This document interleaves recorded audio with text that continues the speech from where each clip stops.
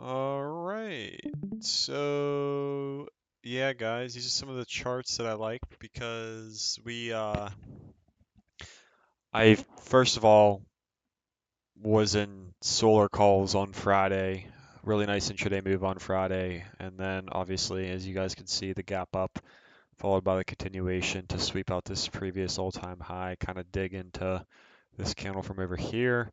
Was a really nice thing, right? I've always taught how the draw in large cap stocks is always going to be to these thicker candles with little to no wick, right? More and less of a capitulation type of environment when you're looking at it from over here, right? You could start seeing how, okay, yeah, we capitulated right through a support and really broke down with no true consolidation, no retest, nothing, no constructive type of healthy sell, right? So whenever you're looking at this thing to potentially sell off again, that's why exactly why I said our target was going to be low 240s, right? So this is a concept I've always taught, I've always talked about, I've always emphasized this just because that's just, like I said, how balance works within a chart. This was all kind of like some little, hourly channel. So with that being said, really nice opportunity to roll profit right over here off of the opening position from down here at 220 to 22. Probably about like $2-3 of risk. As you guys can see here now, the amount of upside that we caught all the way at highs was basically from like here all the way up to here, right? So that's $21 move that we caught ever since Friday. And even from where I rolled profits at before the close, that went up 100%. It's a $20 move. That's what I mean about solar, guys. Solar either goes or it doesn't, right? Like it goes a lot and you're getting paid on like a 1 day, 2 day type of move, or it's a dud. So yeah, that was the target on FS Solar today. Really nice. I still do have a third, unfortunately, of my calls. Those actually did see some nice drawdown, but I killed two-thirds. There's nothing I could really be mad at. So with that being said, you go over to EMPH, same general concept over here, guys. Um, except this was kind of really no true target that could really have been met here. This is more or less just like, okay, scale into the strength, claim a win here, get out of the trade at least with, more than half of your size being shaved right off the trade. Like, we're not trading leaps here. We're not doing any of that. We're trading 2 weeks out, a week out, 3 weeks out. So any sort of time that you have there, even a monthly, should be probably trimmed up here. That's just how it works, especially with something like solar. That one isn't on any sort of crazy dip buy, right? There's no like crazy looking type of chart here. I mean, it was a nice chart, but there's nothing too like there's nothing up here that's like saying, oh my gosh, okay, this is going to see well above this swing high that is established all the way over here in this resistance of 140. Could it in the future? Yes, but could we also roll profits in the future? 100%. So those were the two trades that I had. I also did have KHC. The Septembers ran like 70% today. Really nice trade. Like I said, scale the resistance, dude. This market isn't one that's just going to get this multi-day type of, bullish engulfings that are surrounding KHC and this whole entire chart, right? It's not going to just get the constant continuation. Scale the damn trade as you get into the resistance. It's a smart thing to do, right? The market isn't endless opportunity right now. Tech's in a spot where I really don't want to be touching much of anything. However, a missed opportunity in SMCI was there today that I did miss. I didn't necessarily miss it. I was just done trading after the solar trade that I had, right? But this is a very structurally clean chart that I want to keep an eye on. Just because we had this real nice bear peg from right over here, right? So this was actually a gap down within the equity, right? This was a how much of a gap down was this? It was from all the way up here into here. That's a 13% gap down. It's definitely notable. However, SMCI is a very volatile name, right? So whenever you get this gap down, the gap down was into like the initial weekly type of breakout level. This isn't really the breakout level. Down here more is, but you guys know what I mean whenever I talk about like FSLR, for example, and you get this really strong imbalance type of trend. You go over to FSLR and you can see how the swing low on FSLR was damn near at the bottom of this whole, all of these like imbalanced looking candles. You go over to you go over to F. you go over to SMCI, and same general concept that I'm talking about here, right? So it did pick up a little bit of strength post earnings. However, that volume post earnings was kind of dying out. What happened was it claimed the gap, it bid the bottom of the gap, and then obviously it ended in some sort of recovery into the close, I would assume. And then that's whenever we got the continuation the next following day. However, there was gaps above us, right? So this was actually a breakdown gap too. You guys got to keep that in mind. Anytime there's a very progressive type of gap where you're consolidating under it, it's a two-way setup. I don't care if it's a high tight daily bull flag. I don't care if it's, diminishing volume, choppiness, right beneath a gap. That's not how stocks move, right? It's just not, right? This is a whole breakdown level. We broke beneath a swing low that's been respected for however long, and then we took out this swing low here. We actually gap beneath it, and then we've kind of just bled ever since then, right? So whenever we're sitting right beneath that level and right beneath the gap opening print, which is right here at the 630 psych, that is just not, it's not a great sign to be looking to trade this thing long. I could have traded this thing long for some sort of expansion, retest base and go, something that looks like this, boom, boom, and boom. Whenever you take a look at like a long side trade here, you'd risk something like beneath this 630 level, maybe like a previous day high of some sort, target towards the upper range of the gap. I mean, you could pull out a 3R here, 3R trade here. However, like I said, whenever you're basing right beneath a level that is very, very critical, a gap that is very progressive, it's likely going to be a short, especially given the fact that we saw a lot of rebounds within semiconductors, right? Like I was all over Nvidia longs down here and right here. However, that was on 100% VIX. Couldn't really catch this whole entire move, so I kind of, caught itty bitty little pieces of it. Caught like a 15, $16 move over here, and then kind of transitioned my focus into some other things, just because the volatility that I had under those strikes that I bought under that VIX was just terrible, right? So I had to get rid of it for a win. But then I started to understand, okay, we're seeing these really nice recoveries within a lot of these chip names, stuff like NVIDIA, AMD, stuff like that. AMD testing this weekly trend, NVIDIA filling the bull gap, QQQ filling the bull gap. However, SMCI, stuff like SMCI, MU, I haven't checked QCOM, but I do know on the top of my head, MU and SMCI were in these lagging type of looks, right? So whenever we look at these charts, we could say, okay, yeah, this thing is definitely lagging, right? We got a gap down August 6th into August 7th from the earnings report. It was a double miss. That doesn't matter. I don't really pay attention to the numbers a lot, just the chart.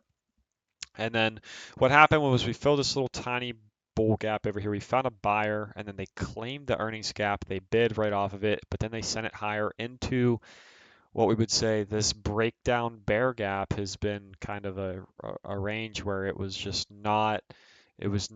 couldn't get through, right? So then you have to kind of go into your hourly, take a look at this kind of stuff and say, all right, when you're looking at this, it's just a base, right? It's just a base. It's very easy to execute. A lot of the times what people do is they look at the hourly, they kind of gravitate towards like drawing some sort of pennant look, which is totally fine, but I'm not a big pennant look kind of guy. What it more and less a pennant is, guys, and why do people draw them is just its basic structure.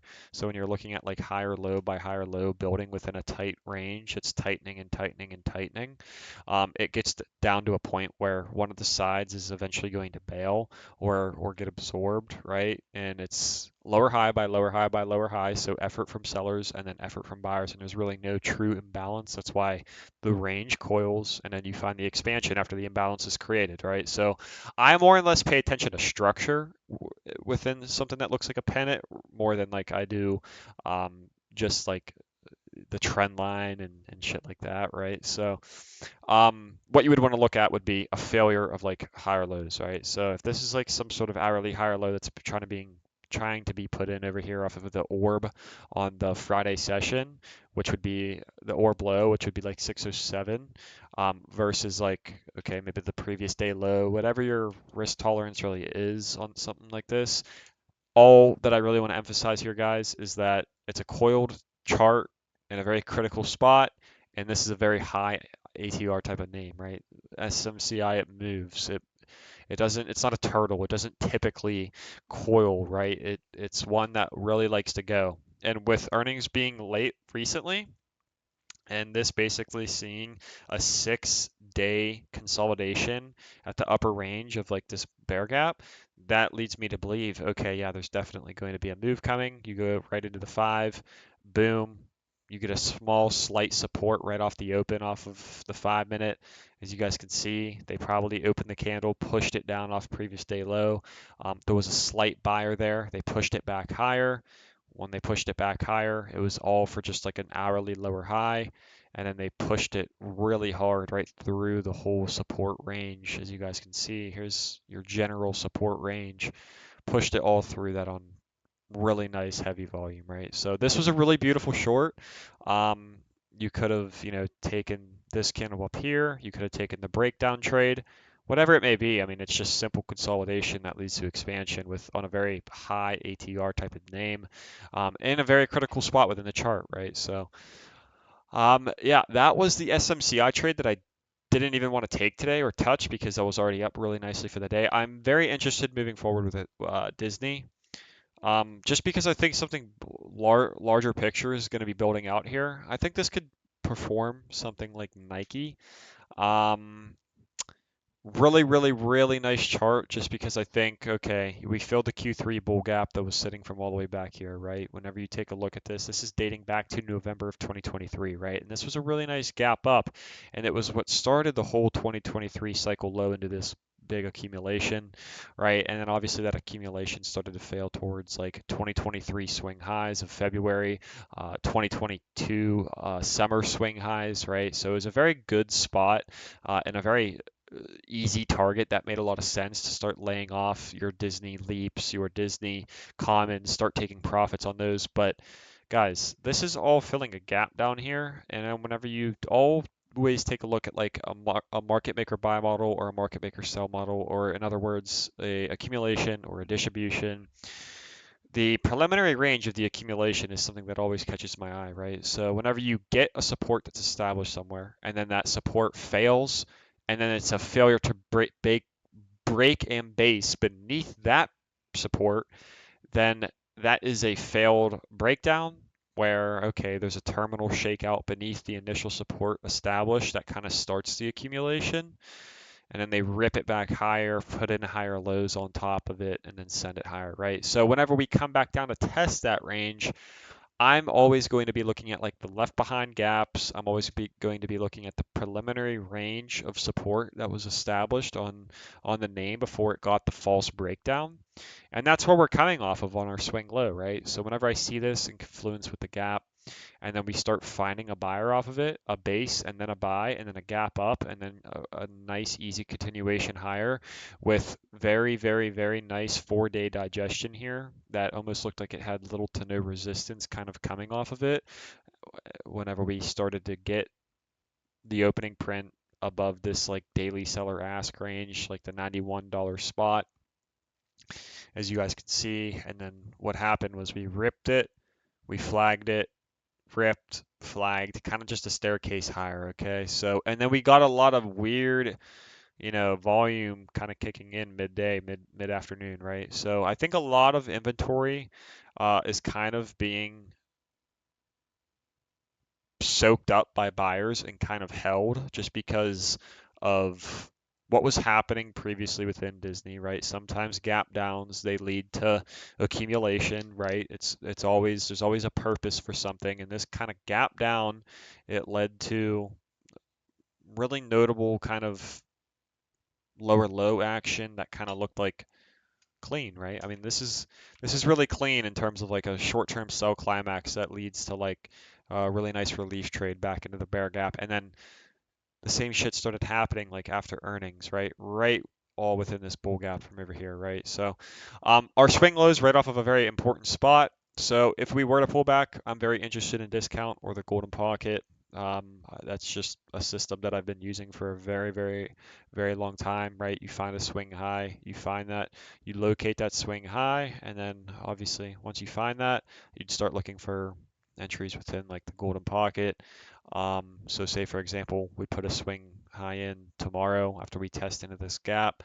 I'd be looking for a pullback down, reaccumulation, and then potentially if the volume starts to dry up within this whole entire said range, that's whenever you start looking for the news. Or if they make one lower low beneath this low and it's purchased and it's a really nice clean daily hammer, followed by more digestion, really low volume, auction isn't strong enough, there's not enough of abundant quotes within the order book, then they would obviously send out that manipulative type of news piece. That's exactly what I saw with Nike. That's why I knew Nike news was on the way. So yeah. So with that being said, I would love to see Disney see 93 before lower.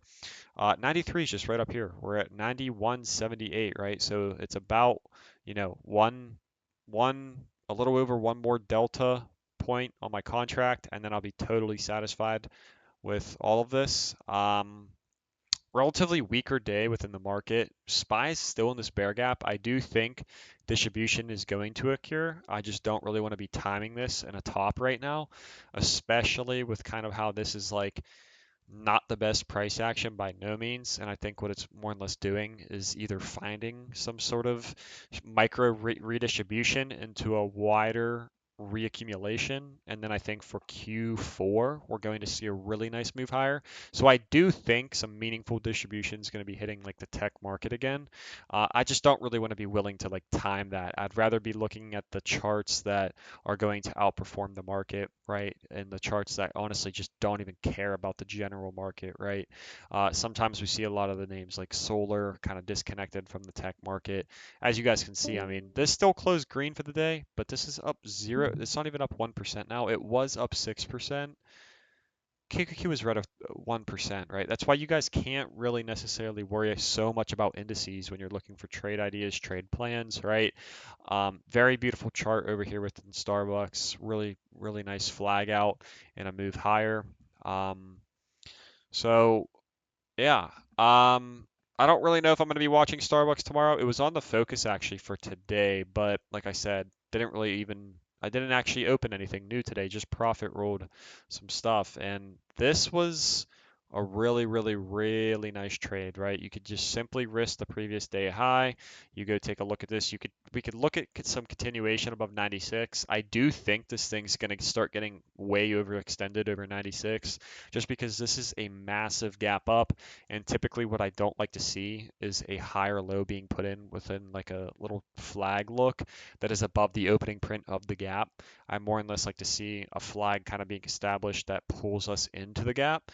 But it is what it is, right? I mean, if you're looking at intraday moves with 2, 3 weeks of time here, really nice trade where you could have actually got this swing on Friday, and then sold some into today, and then maybe had half the position looking for a break in base on 96 to move up into potentially then start looking at like resistance levels or like breakdown levels, and then you can start looking at like 97.50, right? So really good risk to reward trade, just a little too extended for me. But it is what it is. I don't really care to miss these kind of things. In terms of new charts that I do have on the focus would be like Roku. There's a lot of really clean looks within growth. We caught Roblox last week. If you guys never saw the Roblox trade, I put it out there like as I was taking it. But we had some really nice breakouts within growth, right? This is a really notable candle, right? It's breaking above sideways action and a resistance that's been here since however long. I mean, if you take your little info line and look at the resistance from here all the way to here, this is 132 days of resistance. So it's definitely a very critical candle.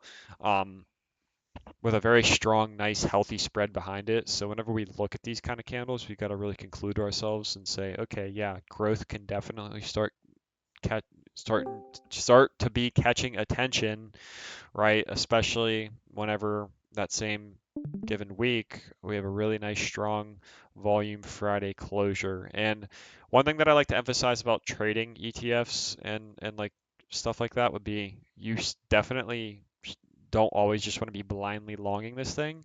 Don't matter how clean the chart really does look, just because, okay, what is your purpose for longing this thing? Do you want the exposure to the whole basket, or do you want the exposure to an outlier type of chart that's really standing out to you? Those ones that were standing out to me were going to be Shop.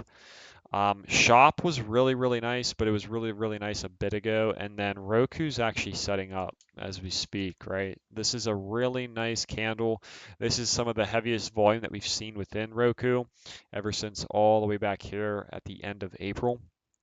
Right, and then as you guys can see, like I said, however many times on end in calls, my videos that I put out would be, all right, whenever you get a nasty markdown, what happens at the lower lows, right? Are they progressively getting worse? Okay, and then do you start finding like a shakeout that looks like this, and then, rip higher, and then you're kind of just like start trickling your way higher with ease. This is the, general range in which you would start saying, oh, okay, yeah, accumulation is probably done here. It's probably fully completed, and it typically happens from an event. It typically happens through earnings, right? And earnings honestly makes it even better. That's exactly what happened here. It was in some sort of sell climax where accumulation was happening. It was trying to happen here. It was just this was such a aggressive markdown that it likely wasn't going to be happening. And then we started to just get these lower lows that were bought, right? And then like some like higher low attempts followed by lower lows bought, flat top resistance above us, fourth lower low, or I should say third lower low that was bought was on really nice volume with a nice recovery and immediate fill of the earnings gap itself, right? And then they claimed the earnings gap, they held it with these daily prints, and then that's whenever we started to find the clear, stronger accumulation. Now we're breaking through flat top resistance on absurd volume, right? I mean, this is 10.75 million volume. This is, like I said, the heaviest volume since the Q2 report of 2024. And then you take a look at the Q1 report.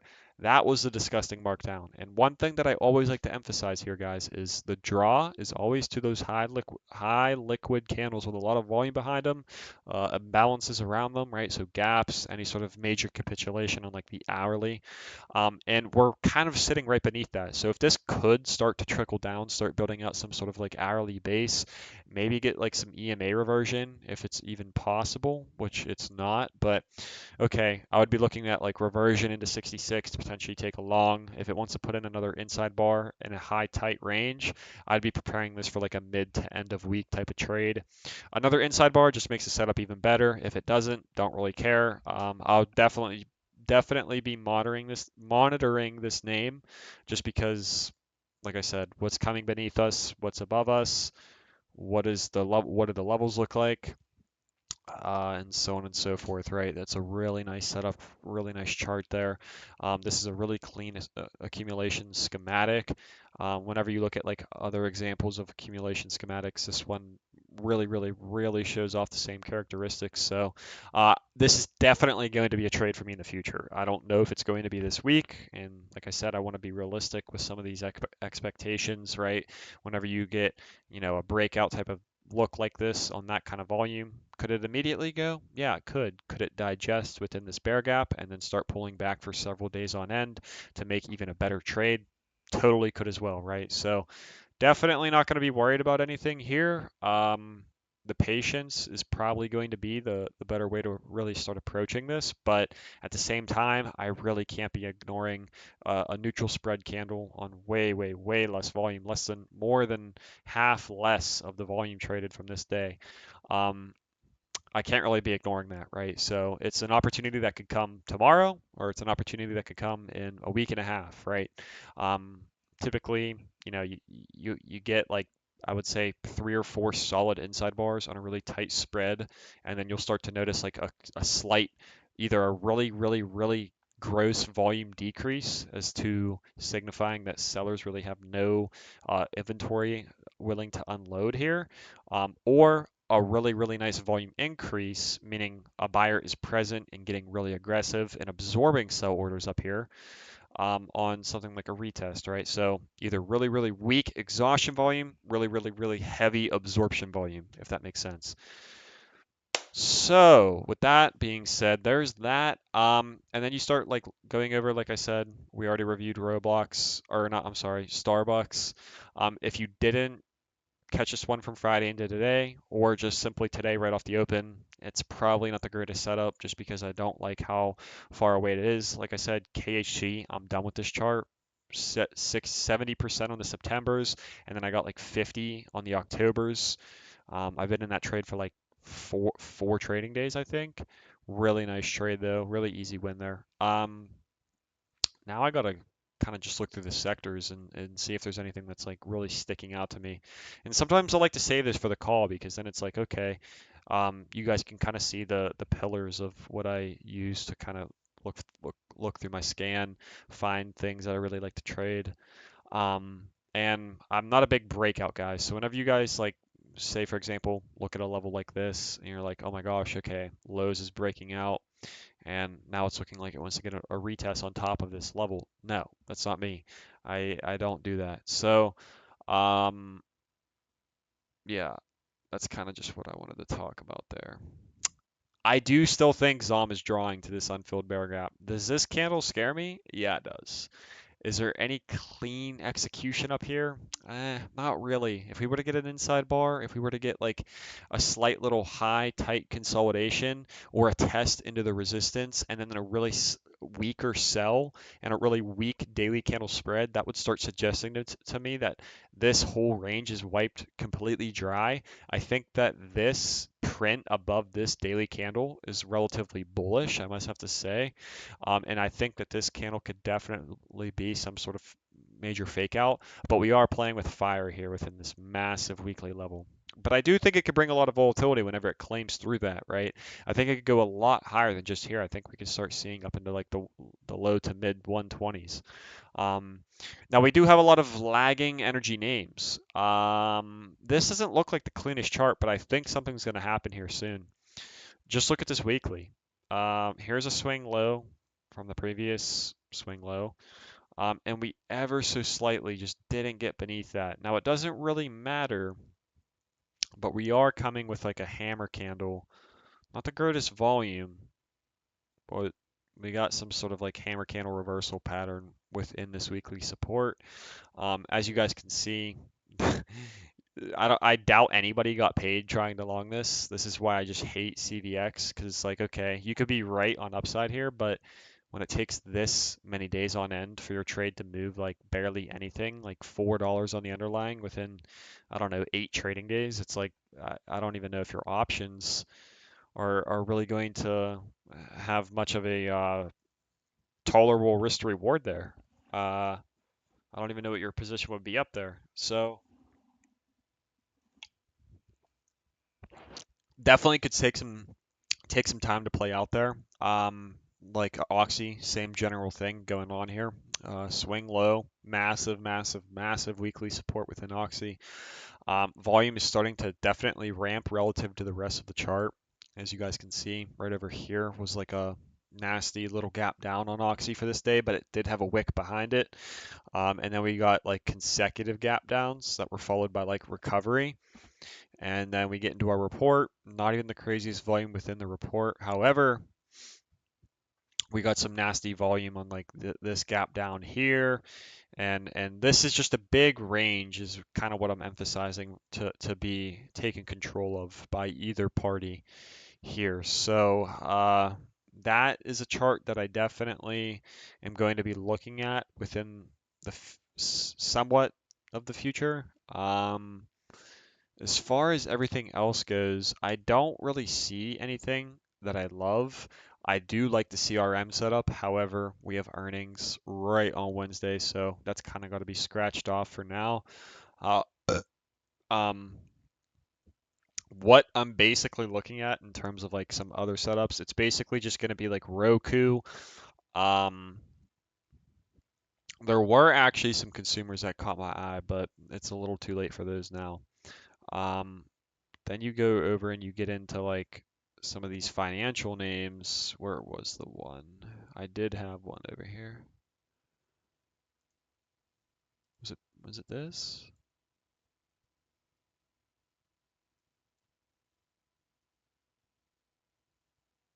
No, it wasn't that. I think it might have been another name. Okay, yeah, none of these are really that attractive.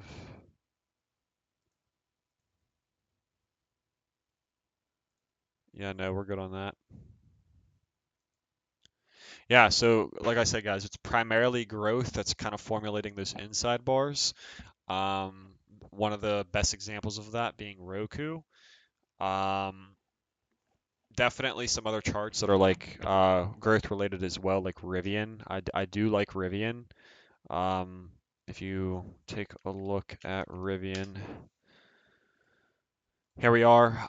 Relative strength today, really nice volume increase last week to end off the week. That's what really caught my eye. And then we had like this earnings report over here. It was a very slight markdown, 6%, which is really not truly anything.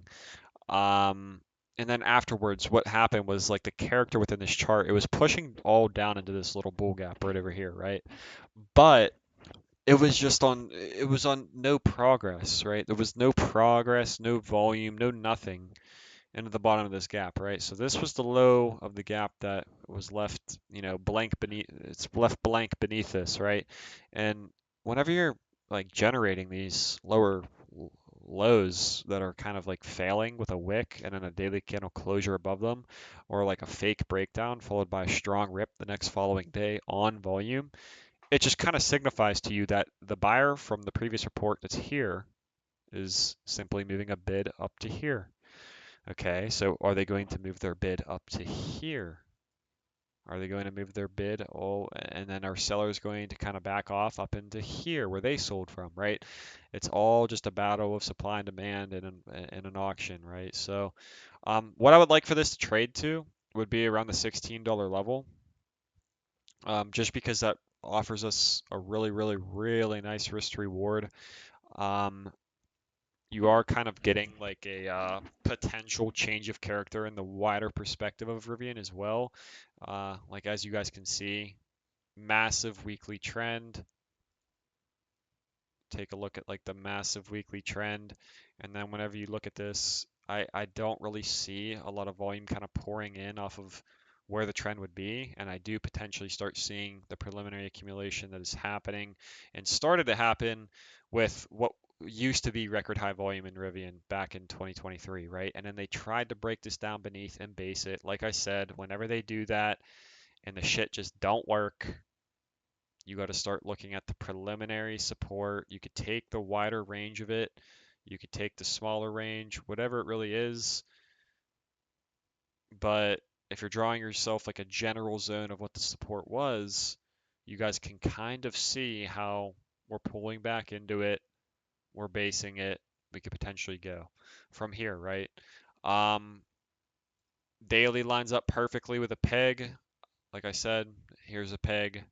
Here's our last report. Compare the two together, guys. This is nothing. This is a lot. This is some of the biggest daily volume that we've had within Rivian, I think ever. Yeah, record high volume over here in Rivian. That's exactly why I also had this on focus. So a couple ways that we could go about this: buy time and look away. Technically, today's low is kind of established right off of this moving out this 9 EMA on the daily, which I don't really care about 9 EMAs to be honest at all, or 21s. It's kind of just a gauge sometimes for if like execution levels kind of look dry. Um, as far as like other execution goes, what I could be looking for would be something like this. Taking out like this little lower high right here at like 14 bucks. If you go into the 15, you guys can kind of see how we broke through this today on some nice volume, consolidated all day on lower volume. Volume really dried out into the close. And we had an elevated, really nice strong day. And a really nice strong outlier tape. As you guys can see, the volume kind of stayed there the whole entire time. The next following day, we get this like rip right off the open that followed with obviously the tape kind of dying out. As you guys can go into the hourly and start seeing same general concept that I talked about with fucking FSLR whenever I sized into those calls before close. Um,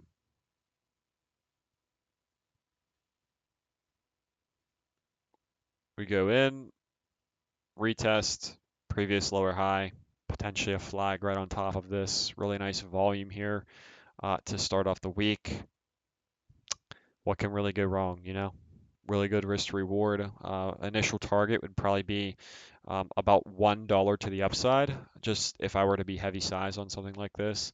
If it were to be a lighter size trade though, where I'm looking for like a wider perspective of a target, it's probably going to be towards that $16 spot, right? We're at 14.37, so it's a dollar and like 60 to 70 cents of upside, or even more, potentially $2 of upside if we catch like some sort of higher low from this move, right? Say we gap down tomorrow, we gap down, that gap down's right into what we would say swing low to swing high, golden pocket, 1375 to 1350.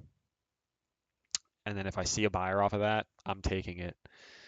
I'm not going to get heavy though until we get likely like actually above breaking structure, changing character, stuff like that. So Rivian's really, really, really, really nice. Kind of a pair trade to Roku. Two growth names, two clean looks. Don't really know which one's going to play out first, but those are the only two charts that I'm really, really, really emphasizing. And then there's a few side charts that I'll pay attention to, but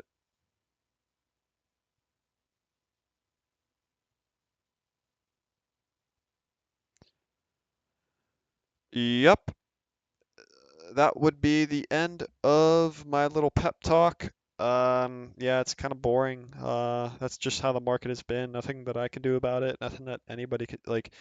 You gotta either catch solar or some sort of growth name, something like that, or short tech. And if you're not comfortable shorting stuff like this, you have to look at these bottom feeding dispersion trade type of things. They're out there. They're totally out there. Or you could just trade with the strength on like I said, this is still like the dispersion type of like this is an underperformer for so long, guys. Like whenever you look at volume like this, gaps up like this, followed by flags like this, they're not what charts to be underestimating, right? Definitely not.